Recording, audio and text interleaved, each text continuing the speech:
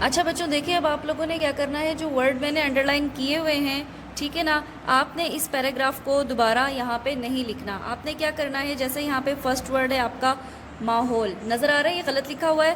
آپ نے یہاں پہ آنا ہے درست عبارت میں، یہاں پہ نمبر 1 ڈالنا ہے اور یہاں پہ لکھ دینا ہے ماحول. اوپر غلط لکھا ہوا ہے، آپ نے نیچے اس کو ٹھیک کر لینا ہے. پھر سیکنڈ ورڈ آپ کا کون سا، یہاں پہ صلاحیت. نمبر 2 آپ یہاں پہ لکھیں گے اور نمبر 2 میں آپ لکھیں گے صلاحیت. صحیح اس طریقے سے لکھیں گے. پھر ہمارے پاس نمبر 3 ورڈ کیا ہے، فرسٹ لائن میں 3 ورڈ ہے مثال. پھر ہم نے یہاں لکھ دیا مثال.